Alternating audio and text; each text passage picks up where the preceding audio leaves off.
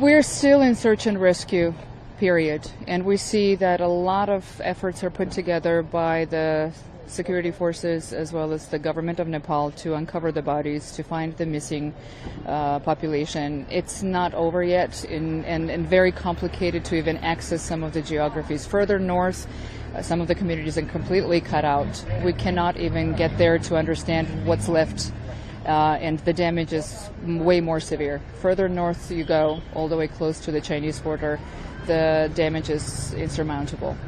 So people facing crisis of food, medicine and other things?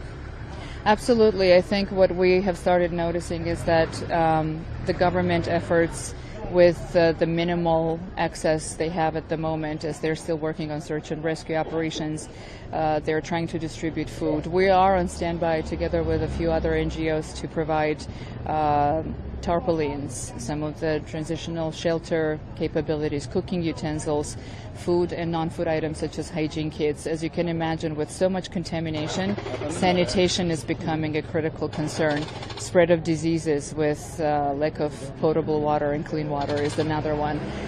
It is very hard to reach people and very hard to understand where and how to find them, who is alive, where are they stranded. It's still too early to have a full picture. You are from which country? United States. United States. Basically the second red alarm, the water again coming here from the back portion. What's the question again? My question is, red alert also, again issued by the Nepal government in this area. Yes, I think we need to be very careful. This is the toughest moment when you have to care for those that are trying to help without exposing them to further risks. We don't want to have anyone stranded in the second wave. We've seen how fast it has evolved yesterday, and it is a very critical situation to make sure we also care for the local partners, our staff, not to expose them to further risks, because the situation can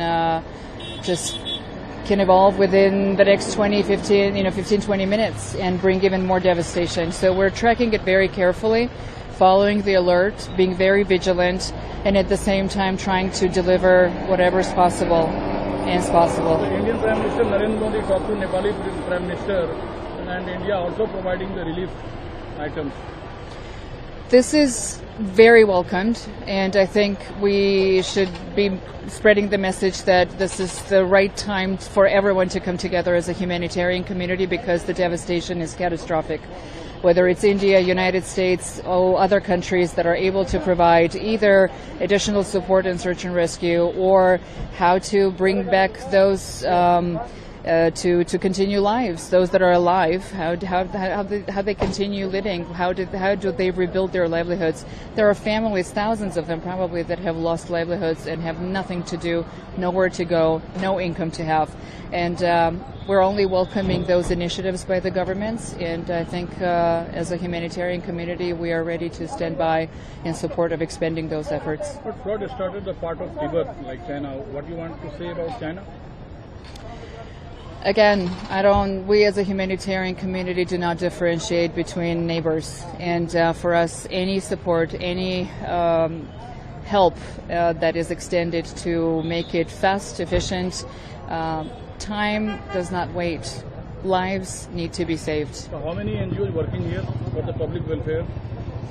I think in this particular geography there were less international organizations, because after 2015 earthquake there has been a lot of investment and programs that started closing over the last 10 years. So it is definitely not oversaturated at the moment with the international presence. Overall in Nepal, I think we have quite a few organizations that are working in tandem and hand in hand together with the local partners and local communities, delivering aid, supporting the resilience and development. As Corus International, we have a legacy and history of Lutheran World Relief Organization as a brand operating in Nepal for the last 30 years.